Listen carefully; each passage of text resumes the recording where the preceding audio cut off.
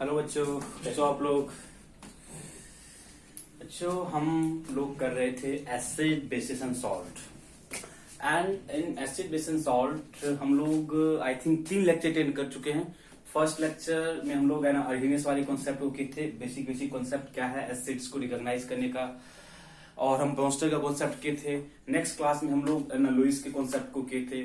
तो हम लोग एसिड्स को ना वैसे एसिड को हम किस वे में रिकॉग्नाइज करते हैं, या एसिड्स एंड बेस के ना रिगार्डिंग क्या क्या थ्योरी था, that is Arrhenius, Bronsted and Lewis concept. इस पे क्वेश्चंस भी बनते हैं। मैंने आपको कॉन्जुगेट एसिड बेस पेयर के कॉन्सेप्ट्स को भी कराया था। इस सारे कॉन्सेप्ट्स मैंने आपको कराया था, इन सारे कॉन्सेप्ट्स के बारे में।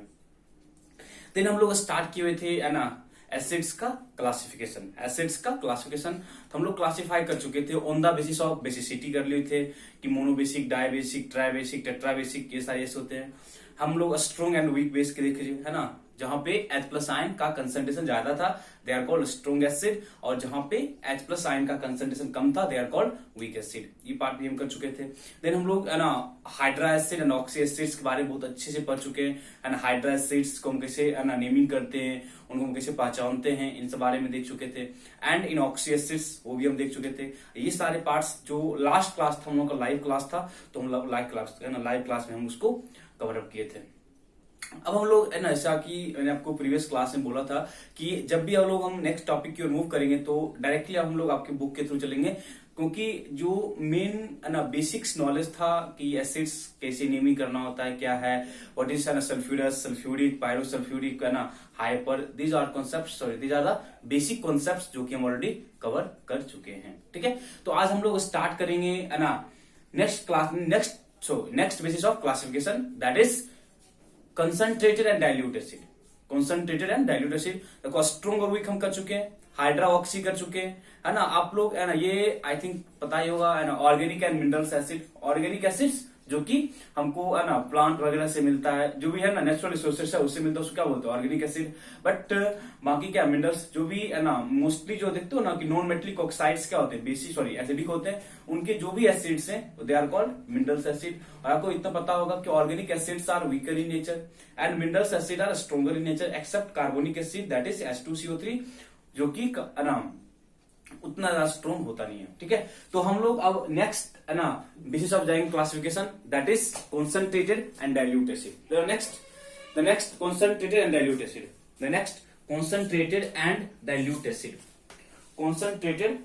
Dilute acid. अब देखो इसको कैसे क्लासिफाई करा, मतलब कि है ना कि कॉन्सेंट्रेटेड एंड डाइल्यूट, तो थोड़ा बहुत आपको याद होगा कि कॉन्सेंट्रेटेड का मतलब क्या होता है कि जहां पे है ना एसिड का अमाउंट क्या होगा, ज्यादा होगा, एंड डाइल्यूट क्या होगा, जहां पे एसिड का अमाउंट क्या होगा, कम होगा। अब किसके रिस्पेक्ट में, तो मोस्टली हम लोग क्या बोलते हैं, वाटर को रेफरेंस मान लो, रेफरेंस मान लो। If the concentration of acid is more than water, then हम क्या बोलते हैं उसको कॉन्सेंट्रेटेड बोलते हैं। If the concentration of acid is less than water, then हम क्या बोलते हैं डाइल्यूट। इट मीन्स जो हम लोग का नेक्स्ट क्लासिफिकेशन होगा they are depending on the concentration. मतलब जो मेरे पास एसिड है उसमें कंसंट्रेशन क्या है, कंसंट्रेशन क्या है, उस बेसिस पे हम लोग क्लासिफाई करेंगे। तो देखो next classification depends on concentration,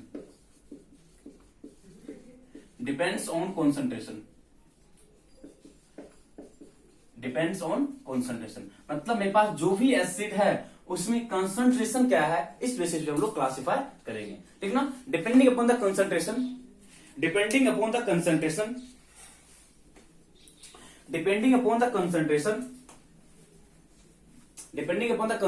acids are classified into two types.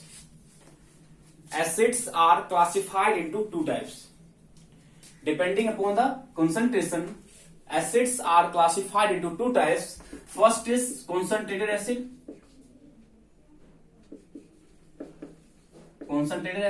and second is dilute acid. Depending upon the concentration, acids are classified into two types, concentrated and dilute. अब हम ना एक यहाँ पे वर्ड यूज किए, depending upon the concentration.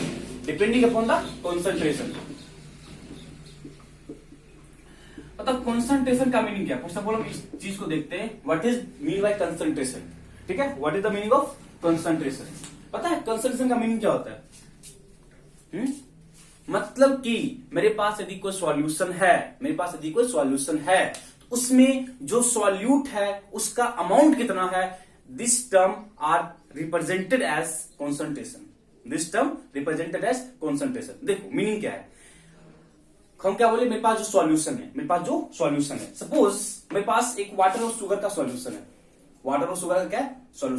तो हम क्या बोले कि उस सॉल्यूशन में शुगर का अमाउंट ज्यादा है, यदि उस सॉल्यूशन में शुगर का अमाउंट ज्यादा है, it means they are concentrated, it means जो सॉल्यूट है उसका एक्सटेंट ज्यादा है, क्या है, ज्यादा है, therefore they are called concentrated. But if the amount of water is more as compare to sugar, then we call it is a dilute solution. It means concentration simply represent the amount of solute present in the solution. अब देखो उतना हम है ना ज्यादा deep जाएंगे नहीं, तो जब हम यहाँ पे एसिड के बारे में बात कर रहे हैं, इट मीन्स मेरे पास जो एसिड है उसमें एक्चुअल में कितना एसिड का पार्ट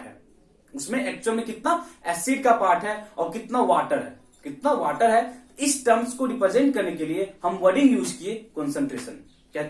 कंसंट्रेशन। तो सिंपली हम बोल सकते हैं ना, कंसंट्रेशन का मीनिंग क्या है, it simply represent the amount of acid present in the given sample. मतलब जो भी मेरे पास सैंपल है उसमें एसिड का कितना अमाउंट प्रेजेंट है, उसको हम क्या बोलेंगे, उस एसिड का या उस सैंपल का कंसंट्रेशन। उस सैंपल में जो एसिड है उसका क्या कंसंट्रेशन है, बोल सकते हो ना। सिंपली एक वर्ड ना वहां पे है ना बॉक्स बना के लिख लेना। हम क्या लिखे, डिपेंडिंग ऑन द कंसंट्रेशन हम दो पार्ट में क्लासिफाई किए, one is called concentrated, another is called dilute. तो हम एक वर्ड डिफाइन कर रहे हैं कॉन्सेंट्रेशन, इसको बॉक्स में डाल लेना, इट्स है ना नोट इन योर है ना ये इसका पार्ट नहीं, it's not in your this है ना content, according to this content, it's not according to your this content. तो सिंपली इसको क्या करना, अलग से क्लासिफाई कर लेना, अलग से बॉक्स में लिख लेना, कॉन्सेंट्रेशन लिख लेना, ठीक है ना। Concentration term simply represent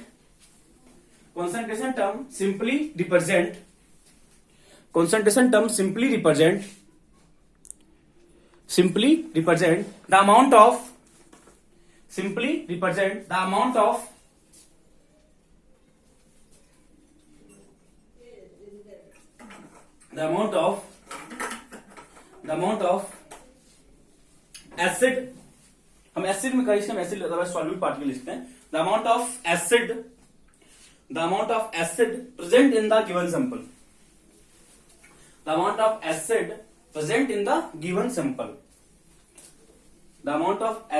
present in the given sample, it means मेरे पास जो सैंपल है उसमें एसिड का क्या कंटेंट है या एसिड का क्या अमाउंट है, इस टर्म्स को हम लोग कंसंट्रेशन के टर्म में रिप्रेजेंट करते हैं। अदरवाइज सिंपली कंसंट्रेशन टर्म का मीनिंग क्या होता है, किसी भी गिवन सॉल्यूशन में जो सॉल्यूट है उसका अमाउंट क्या है, इसको हम लोग कंसंट्रेशन से रिप्रेजेंट करते हैं। मतलब क्या उसका कंसंट्रेशन क्या है, दैट इज उसका अमाउंट कितना है। मेरे पास जो सॉल्यूशन है उसमें सॉल्यूट का क्या अमाउंट है, उसको हम लोग कंसंट्रेशन टर्म से रिप्रेजेंट करते हैं। ओके, कोई डाउट है तक? कंसंट्रेशन टर्म में कोई डाउट है किसी को? मतलब सिंपली मेरे पास गिवन सैंपल में एसिड का क्या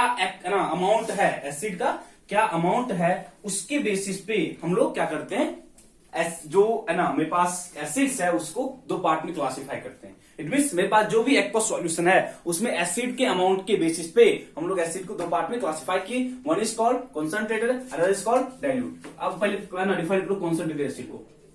पहले हम लोग डिफाइन करते हैं कॉन्सेंट्रेटेड एसिड को, लिखना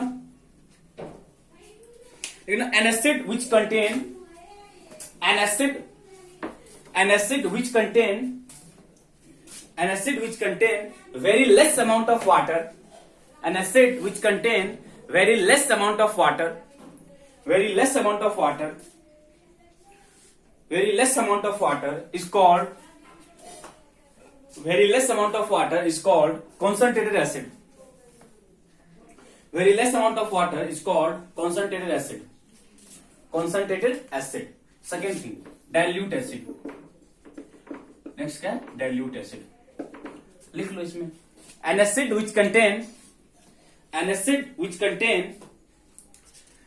which contain very less amount of acid. An acid which contain very less amount of acid, that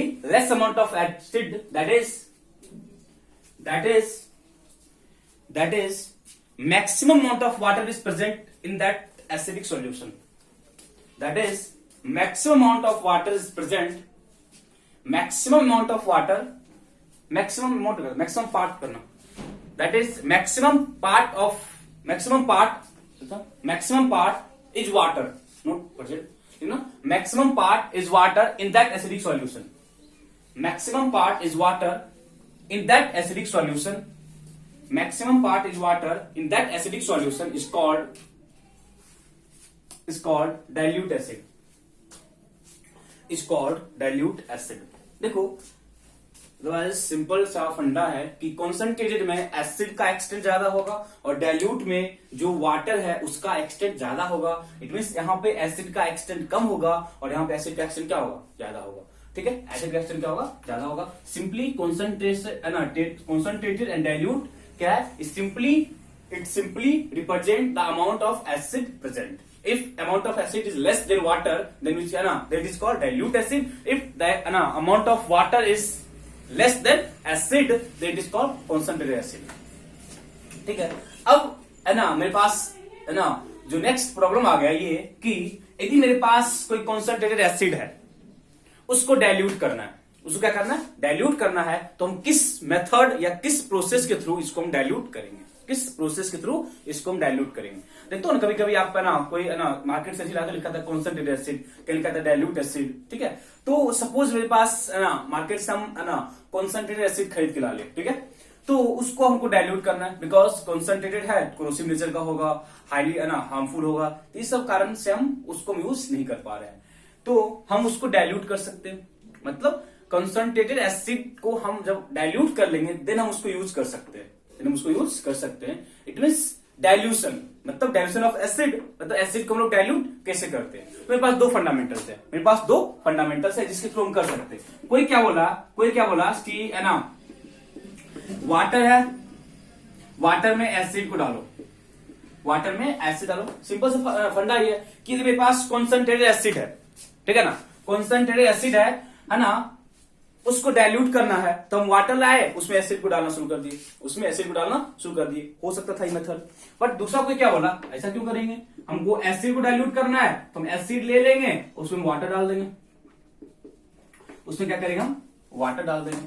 तो कुछ बच्चों का ये ऑब्जर्वेशन था और कुछ बच्चों का ये ऑब्जर्वेशन था. दैट इज एसिड को डाइल्यूट करने के लिए कुछ बच्चों का ये सजेशन था, कुछ बच्चों का ये सजेशन था. तो कौन सा मेथड यूजफुल है या कौन सा मेथड सही है, तो आपका क्या थॉट है इसके बारे में. एसिड को डाइल्यूट करना है तो वाटर में हम लोग एसिड को डालेंगे या एसिड में हम लोग वाटर को डालेंगे, तो क्या इसके पीछे का रीजन है, कौन सा सही मेथड है, कौन सा गलत मेथड है. जो सही है वो क्यों सही है, जो गलत है वो क्यों गलत है. देखो, जब कभी भी किसी एसिड को डाइल्यूट करना होता है तो एसिड को वाटर में डाला जाता है, ड्रॉप बाय ड्रॉप एसिड को वाटर में डाला जाता है. It means this method is correct and this one is incorrect method. इसके पीछे का रीजन है, इसके पीछे का लॉजिक है कि ये सही क्यों है और वो गलत क्यों है.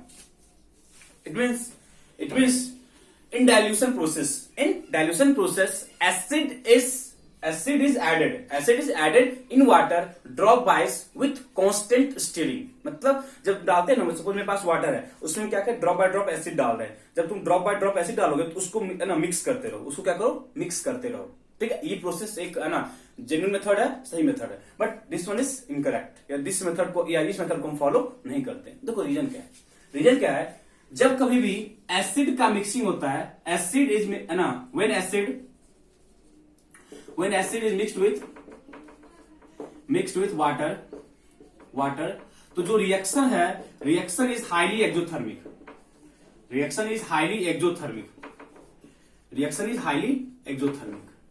एक्सोथर्मिक का मीनिंग आपको पता है कि जब कभी भी किसी भी रिएक्शन से यदि हीट बाहर निकले तो दे आर कॉल्ड एक्सोथर्मिक। समझो हम क्या बोलेंगे।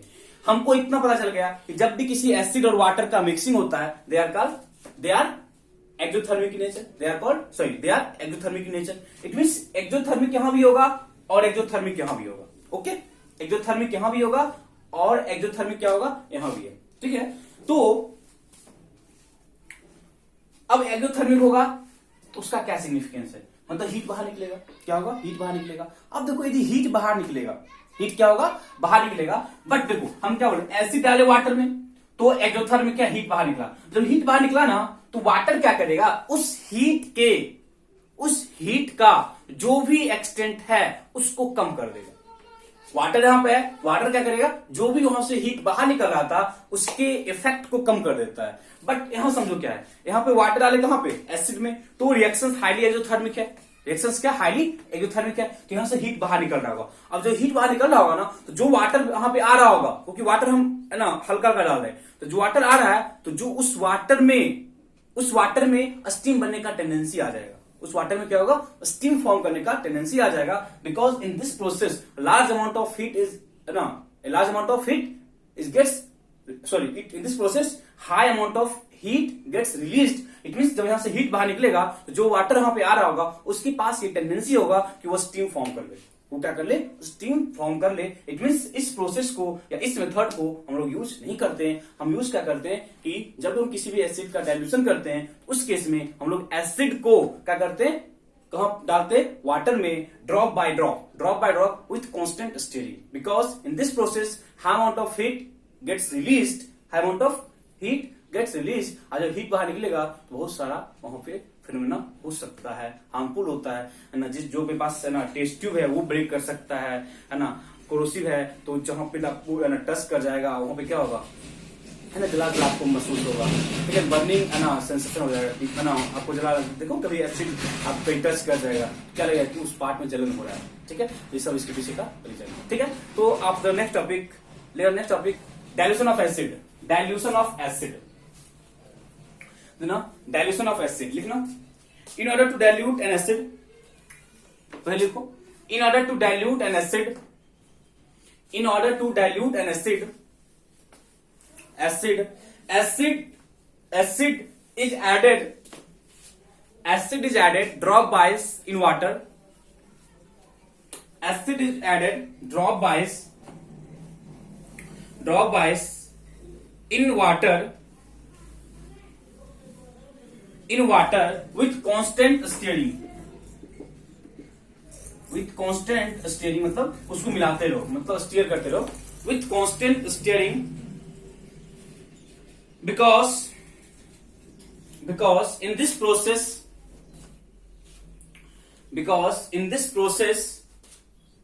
a high amount of heat gets released,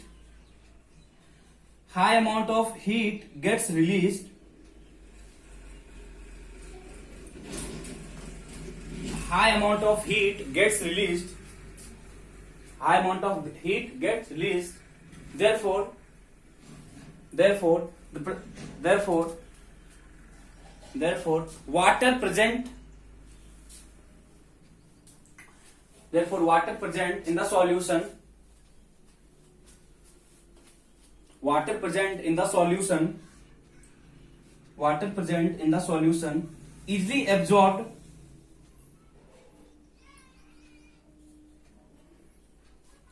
water present in the solution easily absorbed the heat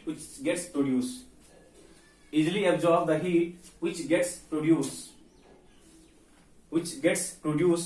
during this process.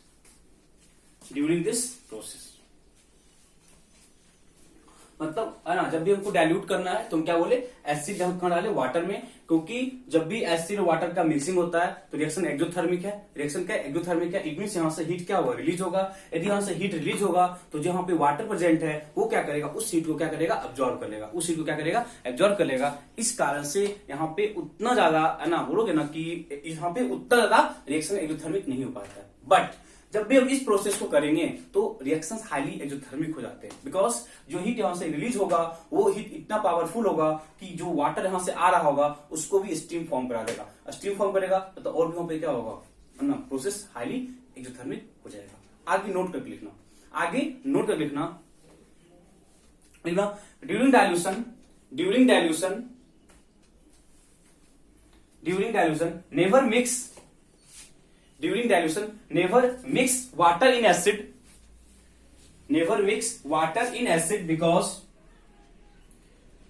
because large amount of heat is evolved,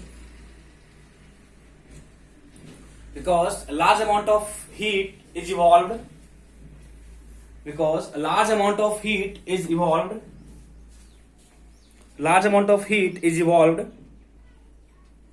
and this heat changes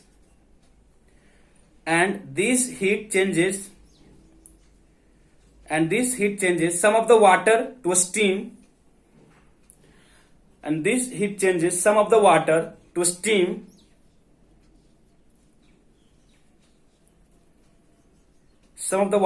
in steam which can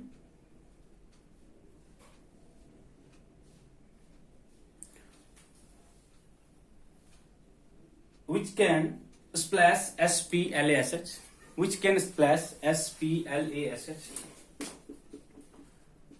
तो ना कि ना हमको touch कर गए, and which can splash our body, cloth or other parts of the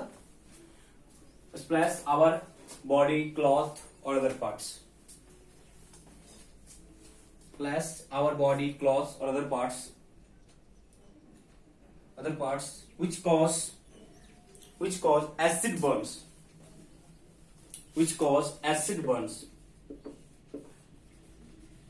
ताकि जलन का फील होता है, क्या होता है, जलन का आपको है हमारे गाँव से कि जहाँ पे होता है कि जो स्किन वगैरह क्या होता है वो जल जाता है, स्किन वगैरह क्या होगा, जल जाएगा। तो कभी आपको है ना इतना डीप जाके पूछेगा नहीं, सिंपल पूछेगा कि डाइल्यूशन में हम किस मेथड को फॉलो करते हैं, either acid is added in water और water is added in acid.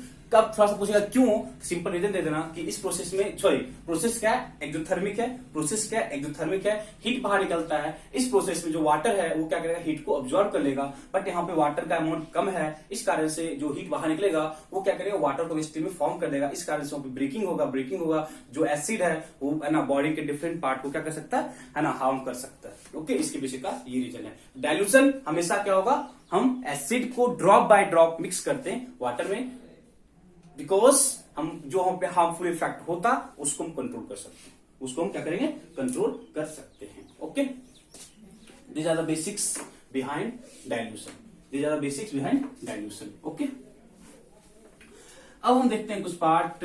देखो, अब कभी कभी ना बच्चों के दिमाग में ये आता है कि जो कॉन्सेंट्रेटेड एसिड है वही स्ट्रॉन्ग एसिड है, तो ये गलत ऑब्जर्वेशन है, क्योंकि कॉन्सेंट्रेटेड एक अलग फिनोमेना है या एक अलग टर्म है, ठीक है, और जो स्ट्रॉन्ग है वो अलग फिनोमेना है। Concentrated is simply the amount of acid present in the solution, and a strong represent the amount of H plus ion in their aqueous solution.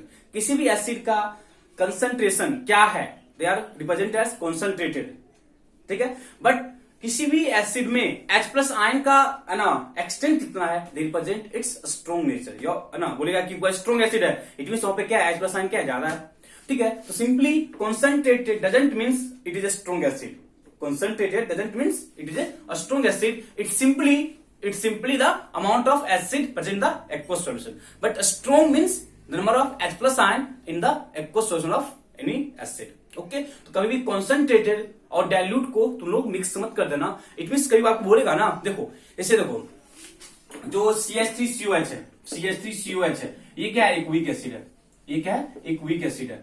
और जो HCl है, HCl एक स्ट्रॉन्ग एसिड है। HCl क्या है, एक strong acid है। यदि ये एक वीक एसिड है, यदि ये एक वीक एसिड है और हम इसका कॉन्सेंट्रेटेड पार्ट ले लिए, इसका हम क्या ले लिए, हम क्या बोले, कॉन्सेंट्रेटेड एसिटिक एसिड, और ये वीक एसिड है, सॉरी स्ट्रॉन्ग है, इसका हम डाइल्यूट लिए, इसका हम क्या लिए, डाइल्यूट लिए, मतलब डाइल्यूट HCl और कॉन्सेंट्रेटेड एसिटिक एसिड, तब भी जो डाइल्यूट HCl है वो स्ट्रोंगर होगा as compare to concentrated acetic acid. It means concentrated and dilute, sorry, and strong both are completely different concept. Concentrated means amount of acid and strong means the amount of H plus ion in the aqueous solution, in the aqueous solution. ठीक है, तो strength का मतलब क्या होगा कि किसी भी एक्वस सॉल्यूशन में H plus ion का एक्सटेंट क्या है, H plus ion का एक्सटेंट क्या है। ओके, तो कभी इसको मिक्स मत कर देना। ओके, अब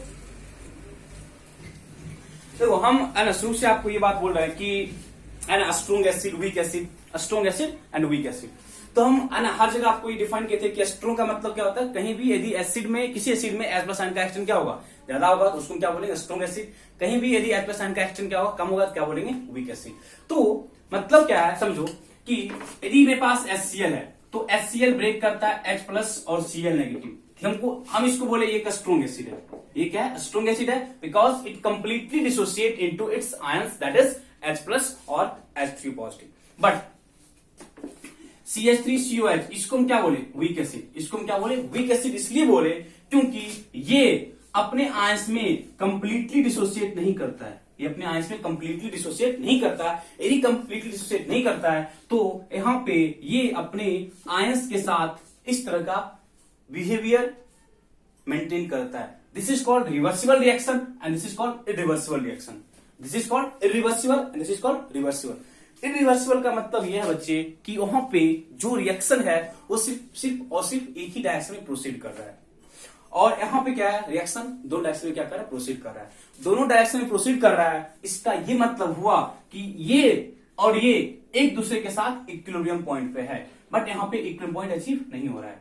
स्ट्रोंग है, इट मींस यहाँ पे आयंस फॉर्म करने का टेंडेंसी ज्यादा है।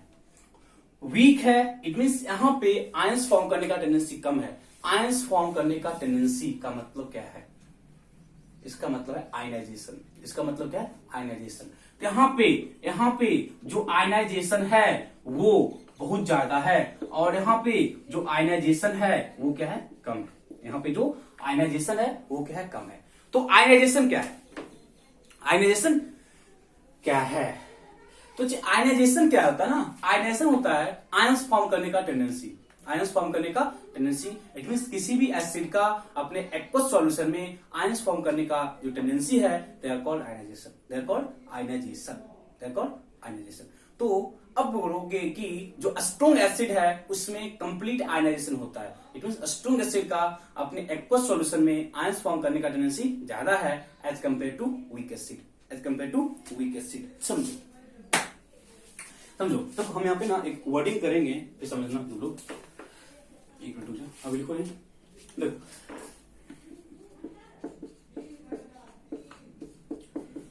CH3CO minus plus H plus. ऊपर हम लिखे हैं रिवर्सिबल रिएक्शन, नीचे क्या है, रिवर्सिबल रिएक्शन। ऊपर क्या है, सपोज इसका मेरे पास कुछ कंसंट्रेशन था, इसका मेरे पास कुछ कंसंट्रेशन था। Suppose let C is the concentration, let C is the concentration. मतलब क्या कि जो मेरे पास था सॉल्यूशन, इसमें इसका कुछ अमाउंट था, इसमें इसका कुछ अमाउंट था, इसमें इसका कुछ क्या था, अमाउंट था। सपोज कुछ पार्ट है, मोल हम लोग पढ़ चुके हैं, मतलब इसका कुछ पार्ट था और इसका कुछ पार्ट था, मोल। सपोज क्या बोल रहा हूं, सपोज हमारे पास 1 लीटर वाटर है, उसमें इसका 10 मोल, इसका 10 मोल है, तो हम क्या बोलेंगे, 10 मोल पर लीटर बोलोगे ना, 10 मोल पर लीटर बोलेंगे, उसको बोलते कॉन्सेंट्रेशन। तो उसको बोलते मोलैरिटी। इतना तुमको सभी ने पढ़ना तुमको, ठीक है। तो इसका भी क्या बोले, इसका भी C है और इसका भी क्या है, C कंसंट्रेशन है, ठीक है। इसका भी क्या है, C कंसंट्रेशन है। अब देखना ऊपर वाला स्ट्रॉन्ग एसिड है बच्चे, ऊपर वाला क्या है, स्ट्रॉन्ग एसिड। तो हम क्या बोले, स्ट्रॉन्ग एसिड में जो भी है ना H प्लस आयन है वो क्या होता है, कंप्लीट डिसोसिएट होता है। वो क्या होता है, कंप्लीटली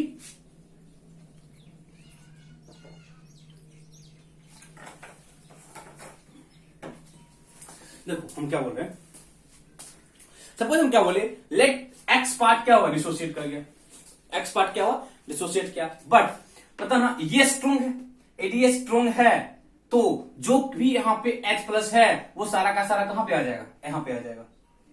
मतलब जब रिएक्शन खत्म होगा तो ये 0 हो जाएगा और H प्लस सी हो जाएगा और ये भी क्या हो जाएगा, see, because of its strong major. Strong का मतलब ये है कि वो अपने आयंस में कंप्लीटली आयनाइज कर गया, वो अपने आयंस में क्या हो गया, कंप्लीटली आयनाइज कर गया। समझना इस चीज को। बट यहां पे क्या था, इनिशियली सी था। आफ्टर सम टाइम हम क्या बोले, यहां से लेट एक्स पार्ट आयनाइज कर गया, लेट एक्स पार्ट क्या हो गया, आयनाइज कर गया। तो हम मूल कॉन्सेप्ट पढ़ चुके हैं। यहां पे 1 है तो यहां पे क्या है, 1। सपोज 1 से 1 जा रहा है तो उस x से कितना जाएगा, x, और यहां पे कितना आएगा, x। मतलब इसमें किसी डाउट है? हम क्या बोले, एसिटिक एसिड का मेरे पास इनिशियली सी कंसेंट्रेशन था। आफ्टर सम टाइम ये x, इसका x पार्ट क्या हुआ, आयनाइज कर गया, आयंस फॉर्म कर लिया। आयंस फॉर्म कर लिया इट मीन CH3CO माइनस और H प्लस x और x आयंस फॉर्म कर लिया। क्या किया, आयंस फॉर्म कर लिया। क्या किया, आयंस फॉर्म कर लिया।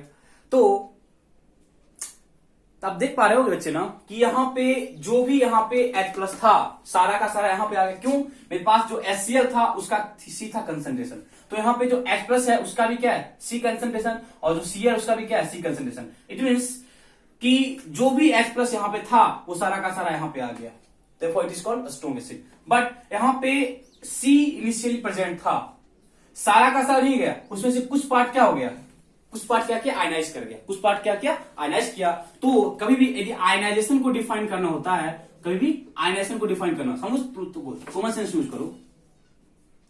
कॉमन सेंस क्या यूज करेंगे कि आयनाइजेशन को कैसे डिफाइन करेंगे।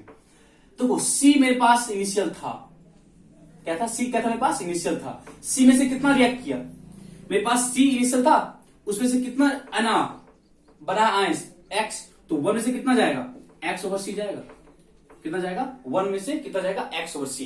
तो आयनाइजेशन का मतलब होता है कि पर मोल कितना जा रहा है। पर मोल मतलब जो मेरे पास जो भी एसिड है उसका पर मोल या पर कंसंट्रेशन कितना पार्ट आयनाइज कर रहा है, कितना पार्ट आयनाइज कर रहा है। तो यहां पे आप देखोगे ना, एक्स क्या है, मतलब जो पार्ट आयनाइज किया, और यहां पे सी क्या है, जो आप इनिशियली कंसंट्रेशन लिए थे। दैट इज आयनाइजेशन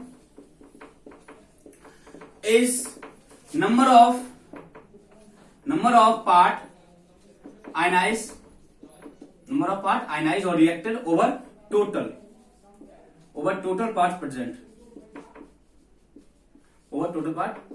मतलब जितना पार्ट आयनाइज किया है और जितना पार्ट वहां पे क्या है, प्रेजेंट था। मतलब पार्ट हम इसलिए लिखे, यदि कंसंट्रेशन होगा तो हम क्या लिखेंगे, है ना, कंसंट्रेशन विच गेट्स आयनाइज और concentration which is present initially, इस टर्म को हम क्या बोलते हैं, आयनाइजेशन। यदि परसेंटेज की बात करेगा, परसेंटेज आयनाइजेशन, किसकी बात करेगा, परसेंटेज आयनाइजेशन, तो जो टर्म यहाँ पे लिखा हुआ है उसको क्या करना, 100 से मल्टीप्लाई करना। जो पार्ट यहाँ पे लिखा हुआ है उसको क्या करना, 100 से मल्टीप्लाई करना। पर अब इसको लिखो जल्दी से, इस वाले पार्ट को लिखो।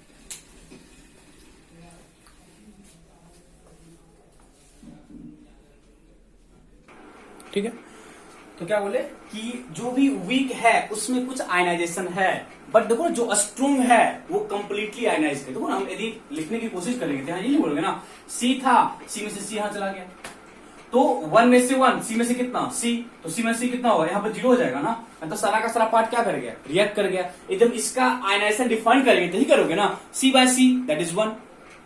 सी पार्ट आयनाइज किया और सी पार्ट था तो कितना हो जाएगा, 1 हो जाएगा। इट मीन्स स्ट्रोंग में आयनाइजेशन कंप्लीट होता है, बट वीक में जो आयनाइजेशन क्या होता है, इनकम्प्लीट होता है। इट मीन्स हम ये लिख सकते हैं बच्चे कि इन अ स्ट्रोंग एसिड आयनाइजेशन या बोलोगे ना परसेंटेज आयनाइजेशन इज 100%। कितना बोलेंगे, 100%। यदि परसेंटेज की बात करेगा, बट यदि फ्रैक्शन की बात करेगा क्या बोलोगे, 1। तो हो ना, आयनाइजेशन को बच्चे हम लोग अल्फा से रिप्रेजेंट करते हैं। आयनाइजेशन को हम लोग अल्फा से क्या करते हैं, रिप्रेजेंट करते हैं। कैसे करते हैं, अल्फा से। Alpha percentage ionization, it means in a strong acid alpha is 1 और alpha is 100%।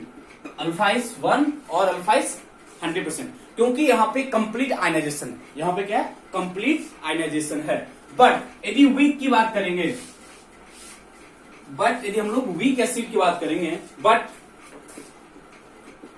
But in weak acid जो अल्फा है वो 1 से ज्यादा होगा और 100 से क्या होगा? कम होगा। 1 से कर लो,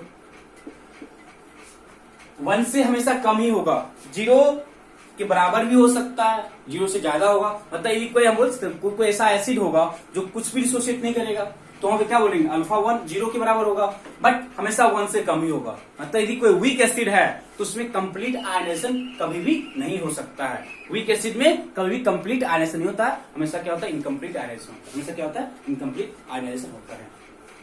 ठीक है, तो तुम एक दो है ना बेसिक सा क्वेश्चन करेंगे, थोड़ा सा आपको पता चल जाएगा। बेसिक सा क्वेश्चन करेंगे, दुनिया को पता चल जाएगा। ठीक है, देखो क्वेश्चन लिखना, acetic acid in their aqueous solution, acetic acid in their aqueous solution, acetic acid in their aqueous solution, acetic acid in their aqueous solution having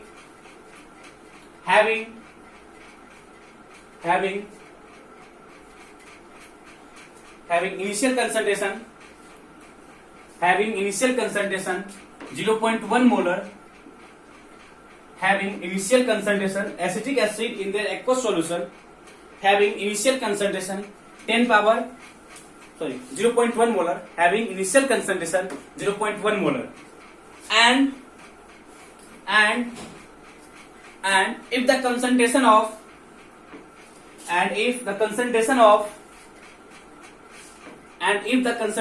H plus ion, is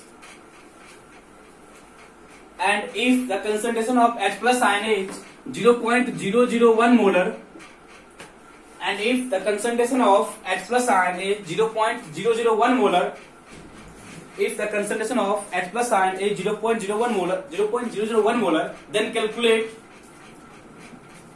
percentage ionization.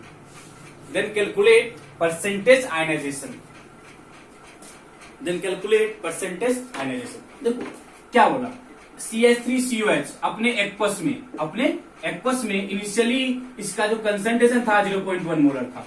Ions form करेगा, that is CH3CO minus plus H plus. अब H plus का हमको दिया हुआ concentration, H plus का कब होगा concentration? जब ये कुछ पार्ट क्या करेगा? आयनाइज करेगा। 0.1 माइनस X, मतलब इतना पार्ट क्या किया? आयनाइज किया, तो यहाँ पे X आया और यहाँ पे क्या है? X आया। और हमें क्या बोला कि जो आयनाइजेशन हुआ होगा उस पॉइंट पे हमें जो कंसंट्रेशन है किसका? H प्लस आयन का दिया हुआ है 0.001। कितना दिया हुआ? 0.001। इट मीन्स X का वैल्यू आपको 0.001 दिया हुआ है। कितना दिया हुआ? X का वैल्यू कितना दिया हुआ? 0.001 दिया हुआ है। It means alpha that is percentage ionization कितना होगा? जो पार्ट आयनाइज किया X, जो पार्ट आप लिए हुए थे C इंटू क्या करोगे? 100 इंटू क्या करेंगे? 100। कितना पार्ट आयनाइज किया? 0.001। कितना पार्ट लिए थे? 0.1 इंटू क्या करोगे? 100 इंटू क्या करेंगे? 100। तो आप इसको सॉल्व करो, दैट इज आपको अल्फा जो आएगा कितना आएगा? ये ऊपर क्या है? 10⁻³ है, पीछे क्या है? 10⁻⁻1 है, इंटू क्या है? 100 है -1, 10 पावर कितना है? -3 है, ये कितना है? -2 है, 10⁻1 हो जाएगा। आपको कौन आ रहा है?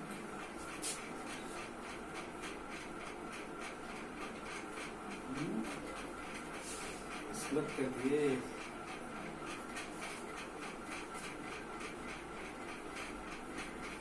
(0.1 मोल हम इनिशियली 0.001 क्या है?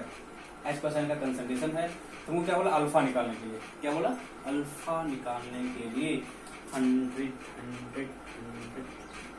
10⁻³ X है, इनिशियल कितना है? 10⁻⁻1। ऊपर जाएगा कितना हो जाएगा? 10⁻⁻2 इंटू कितना? 100 इंटू 100, तो 10/2 1 आ रहा है।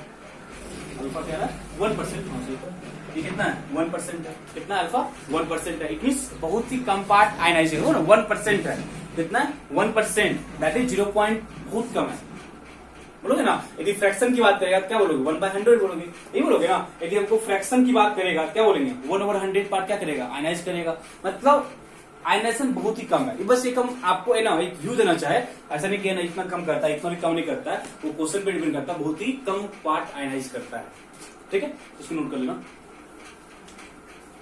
इसको नोट कर लेना।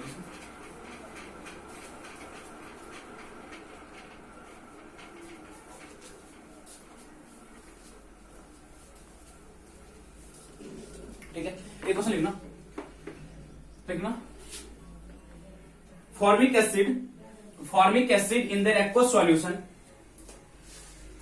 formic acid in their aqueous solution, formic acid in their aqueous solution with initial concentration,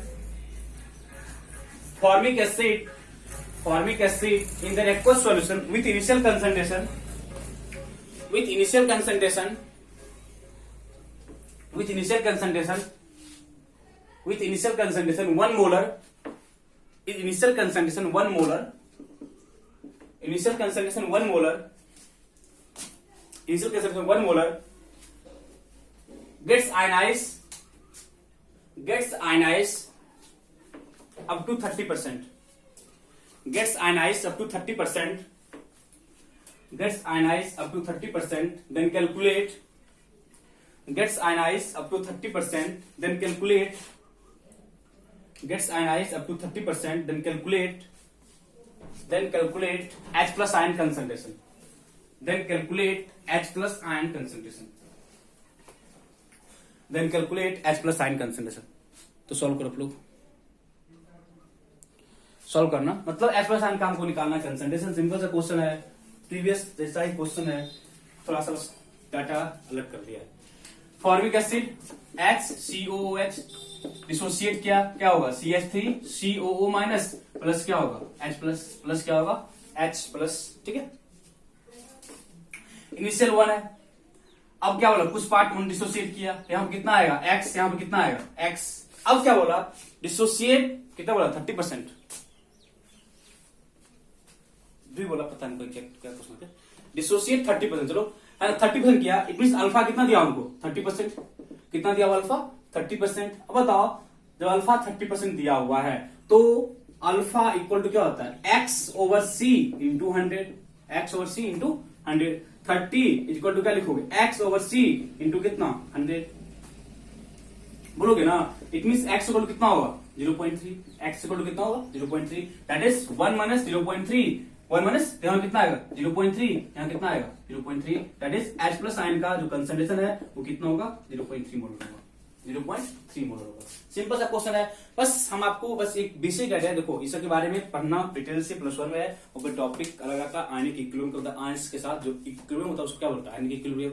तो बस सिंपली हम आपको आयनेशन का जो बेसिक आइडिया हम आपको देना चाहे थे, दैट इज किसी भी एसिड का कितना पार्ट आयनाइज करता है, तो हमेशा हम क्या बोलेंगे जो आयनाइजेशन है स्ट्रॉन्ग के केस में हमेशा 1 के बराबर होगा, but in case of weak 0 से 1 के बीच का होगा, 0 से 1 के बीच का हमेशा आपको होने वाला है, ठीक है। These all are the terms regarding the classification of acid. तो हम लोग बहुत बेसिस है ना, बहुत सारे है ना बेसिस पे हम लोग क्लासिफाई कर चुके हैं, है ना, बेसिसिटी, स्ट्रॉन्ग, वीक, है ना, कॉन्सेंट्रेटेड, डाइल्यूट, ठीक है ना, ऑर्गेनिक एसिड, मिनरल्स एसिड, इन सारे पार्ट हम लोग क्लासिफाई कर चुके थे। तो ये सारे आपको बेसिक्स पार्ट थे रिगार्डिंग एसिड एंड बेस, हम लोग उसको कैसे क्लासिफाई करते हैं। अब हम लोग है ना मूव करेंगे नेक्स्ट पार्ट, दैट इज हम लोग एसिड को कैसे प्रिपेयर करते हैं, या जो एसिड का फॉर्मेशन कैसे होता है। तो यहां से आपको है ना रिएक्शंस स्टार्ट हो जाएंगे, तो रिएक्शंस आपको है ना प्रैक्टिस करना ही पड़ेगा, है ना, बहुत है ना। बट यदि हम लोग बोर्ड की बात करें, बोर्ड में सिलेक्टेड पार्ट है जहां से आप लोगों को है ना रिएक्शंस आएंगे। जैसे आप लोगों को है ना पढ़ना क्या कहते हो एनालिटिकल केमिस्ट्री, एनालिटिकल केमिस्ट्री में बनता है, वहां से रिएक्शंस आपको बनेंगे।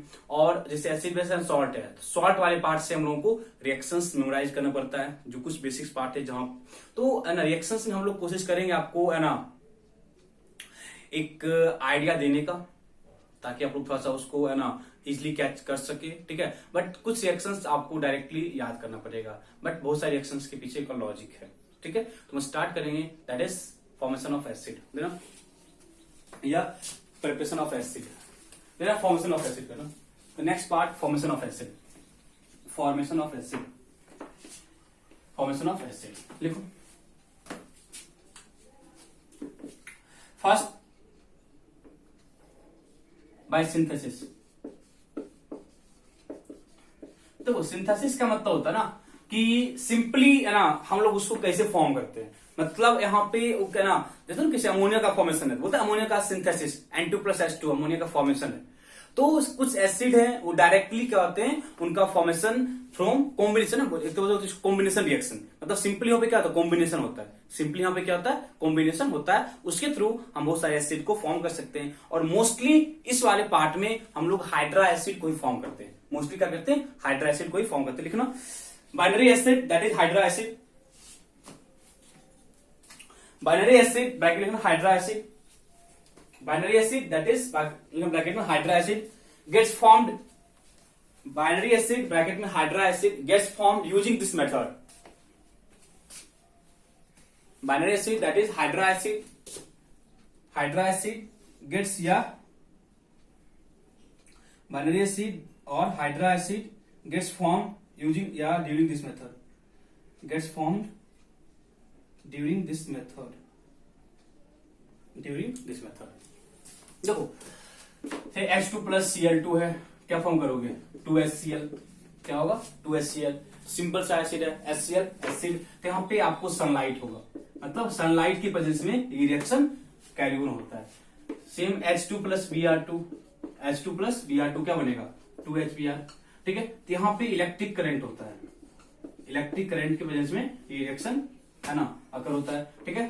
H2+I2 मतलब इसका वेपर होता है, vapours of H2+I2 comes contact to form 2HI, to form 2HI। तो यहाँ पे सिंपली क्या हाइड्रा एसिड है, हाइड्रा एसिड फॉर्म हो रहा है थ्रू सिंथेसिस, कोई ज्यादा दिमाग में लगाना, हाइड्रा एसिड फॉर्म हो रहा है थ्रू सिंथेसिस, सिंपल सा कुछ दिमाग नहीं लगाना, ठीक है। जल्दी से नोट करो, नेक्स्ट पार्ट ज्यादा इंपॉर्टेंट है। नेक्स्ट पार्ट है लिखना bye the action of second part, first क्या था from synthesis, bye the action of water on non metallic oxide, by the action of water on non-metallic oxide, by the action of water on non-metallic oxide, by the action of water on non-metallic oxide। देखो non metallic oxides के बारे में हम लोग ना periodic properties में हम लोग ये पार्ट कर चुके हैं, पीरियोडिक प्रॉपर्टीज में हम इस पार्ट को कवर किए हुए।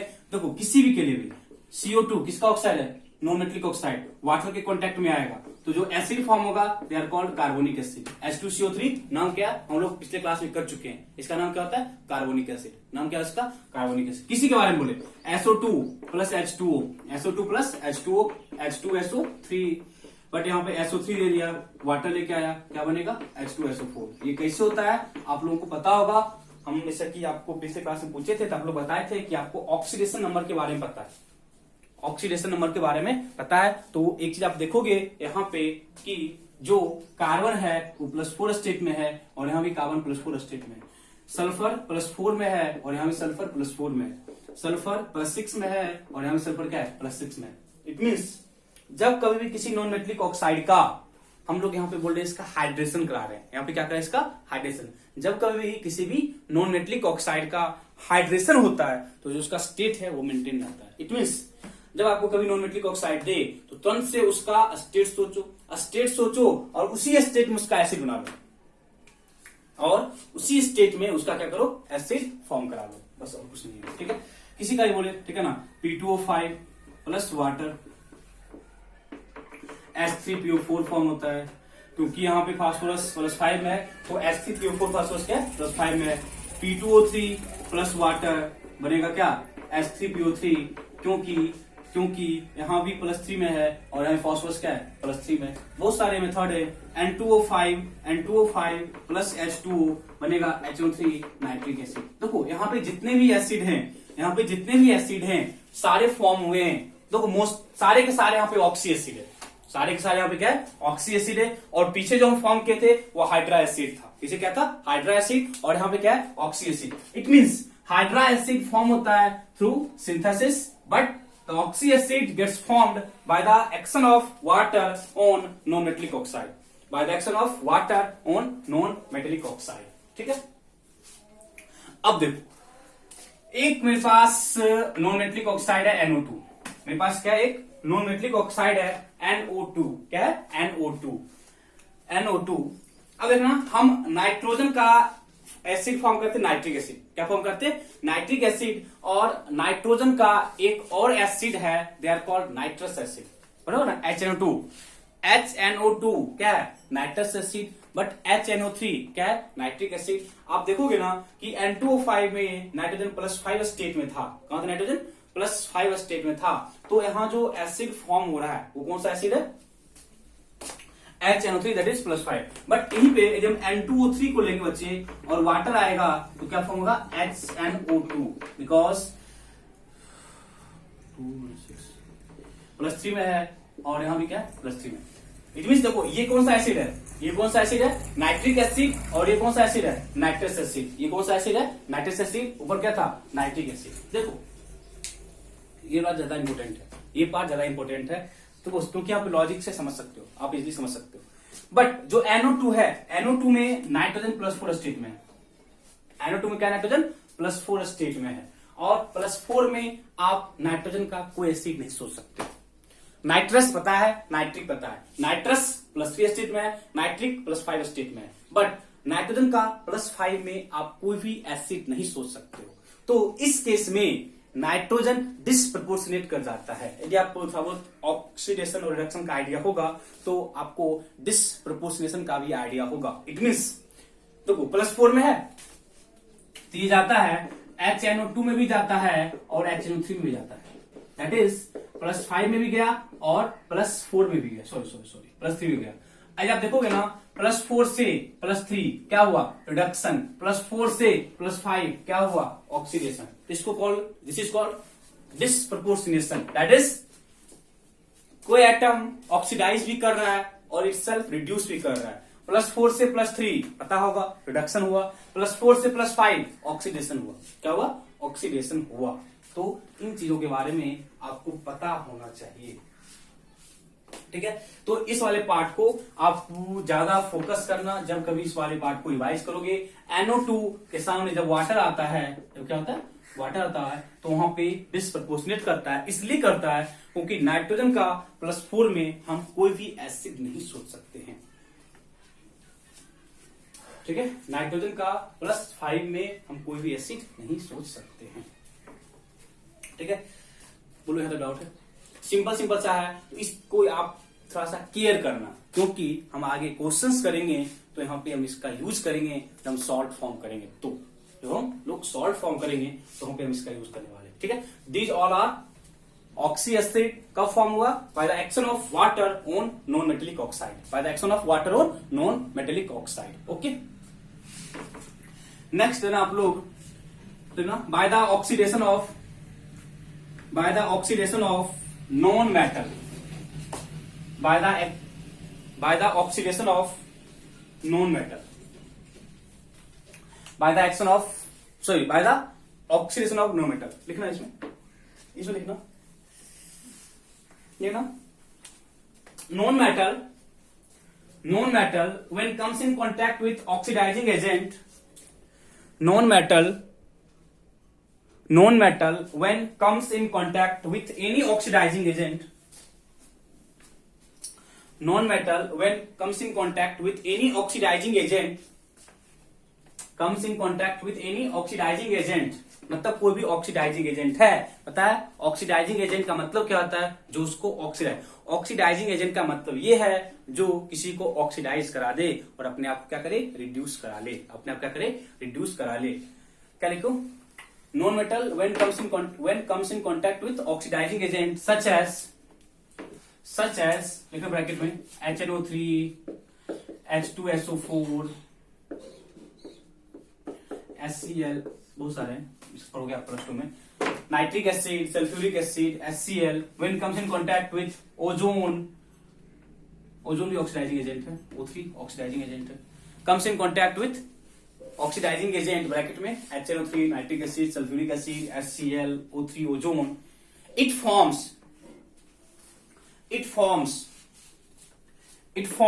its oxy acid, it form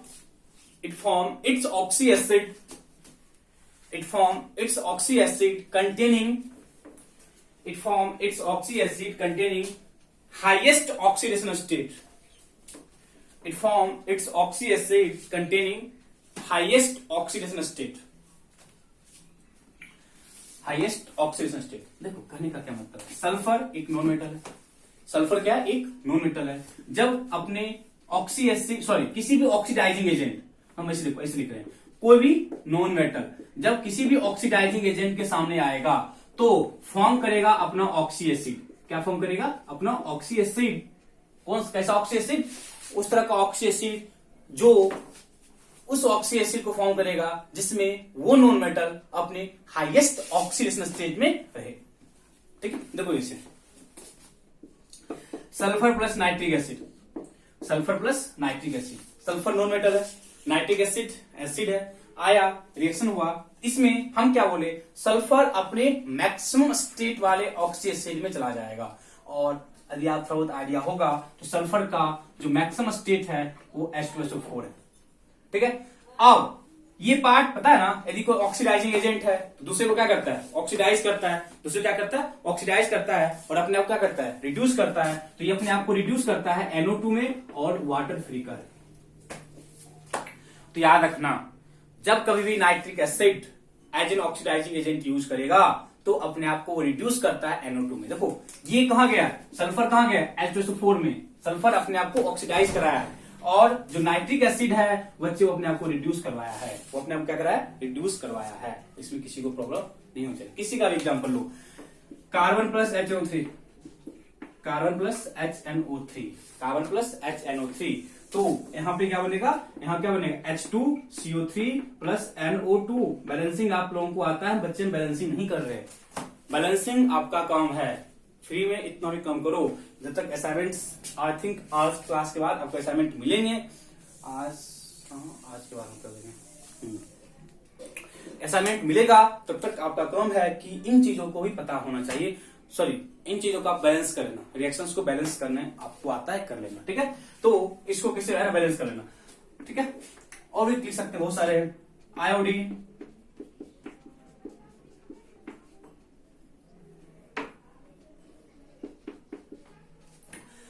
अब देखो आयोडीन में बनेगा HiO5, HiO3 प्लस क्या होगा, NO2 प्लस NO2 प्लस क्या होगा, वाटर, प्लस क्या होगा, वाटर। ठीक है, यहां भी आयोडीन क्या है, आयोडीन नॉन मेटल है तो ऑक्सीडाइजिंग एजेंट है, कहां गया, अपने मैक्सिमम स्टेज में। कहीं किसी बुक में in the place of HiO3 I2O5 भी दिया रहेगा, तो कंफ्यूज मत करना। I2O5 is oxide, non metallic oxide. ठीक, अल्टीमेटली कहां जाएगा, HiO3 में। ठीक है, अब देखो इधर सल्फ्यूरिक एसिड का एग्जांपल है, कार्बन प्लस H2SO4 क्या बनाएगा, H2CO3।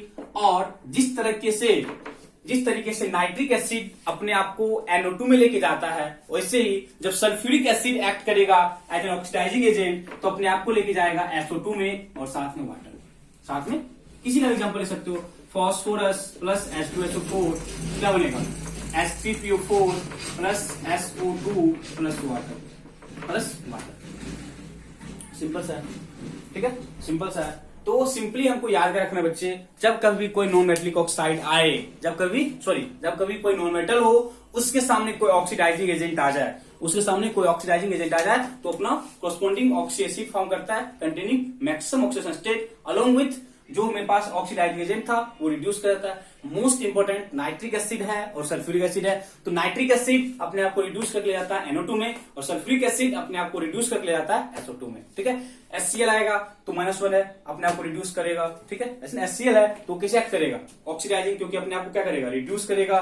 तो HCl में Cl2 में जाता है, ओजोन O3 से O2 में जाता है। These are the fundamentals behind this reaction. Okay, आप जल्दी से इसको नोट करो।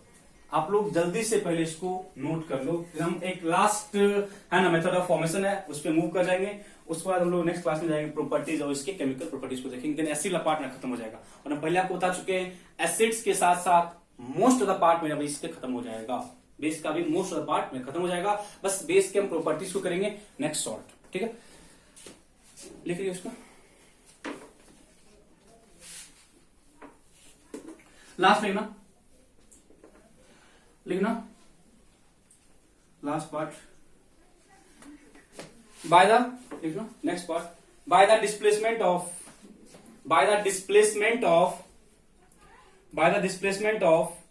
salt of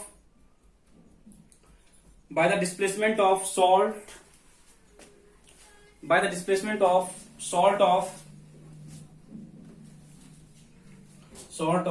more volatile by the displacement of salt of more volatile acid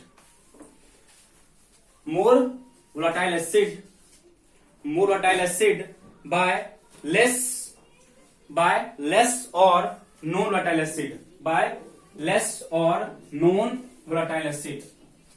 the less or non volatile acid। मतलब क्या देखो मेरे पास सिंपल क्या है, मेरे पास कोई सॉल्ट है वो मोर वोलाटाइल एसिड का है। वो क्या है? मोर वोलाटाइल एसिड का है। उसके सामने हम लेके आ गए, उसके सामने क्या बोले, उसके सामने हम लेके किसको आ गए, उसके सामने हम लोग लेके आए किसको, उस टाइप का एसिड जो कि क्या हो, लेस वोलाटाइल या नॉन वोलाटाइल। तो देखो इसे फॉर एग्जांपल हम NaCl लिखे, क्या लिखे, NaCl और H2SO4, NaCl plus H2SO4।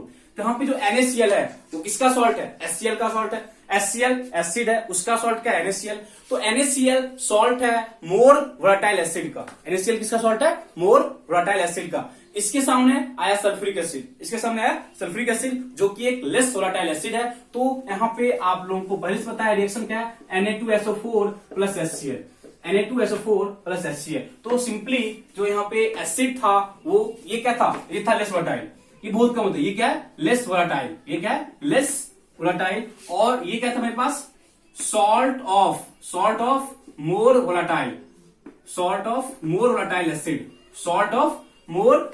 Acid. जबकि मेरे पास सॉल्ट है किसका, मोर वोलाटाइल एसिड का, उसके सामने लेस वोलाटाइल एसिड आ गया तो वहां पे डिस्प्लेसमेंट रिएक्शन होगा और मेरे पास एसिड मिल जाएगा। देखो एसिड क्या मिल रहा है, मेरे पास एसिड किसका मिल रहा है, HCl। मेरे पास कौन सा एसिड है, HCl। किसी की बात करो, NaNO3 क्या बोलोगी, यहाँ पे किसका सॉल्ट है, नाइट्रिक एसिड। किसका सॉल्ट है, नाइट्रिक एसिड। इसके सामने कौन आ गया, H2SO4। कौन आ गया, H2SO4।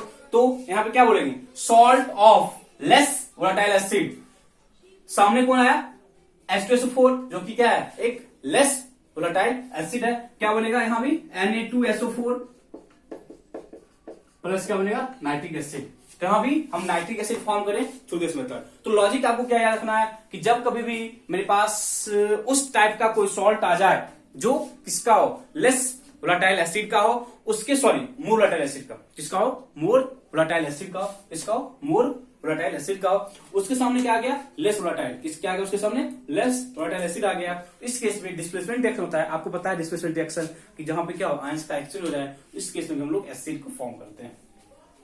ठीक है, most important part last one and second last one, ज्यादा इंपोर्टेंट मतलब जो आपको नया लगा होगा। ठीक है, बाकी जो सेकेंड वाला पार्ट था ऑलरेडी हम लोग पीरियोडिक प्रॉपर्टीज में कर चुके थे, एक्सेप्ट NO2 के बारे में आप लोग थोड़ा सा केयरफुली रखना। तो देखो लॉजिक्स बस आपको पता चलिए, रिएक्शंस में जो कुछ आपको करना नहीं है। ठीक है, तो यहां तक आप लोग अच्छे से रिवाइज करो। नेक्स्ट पार्ट में हम लोग एसिड को खत्म कर लेंगे, that is properties, physical and chemical properties के साथ हम लोग एसिड को खत्म कर लेंगे, then base and then salt. Okay, thank you, bye.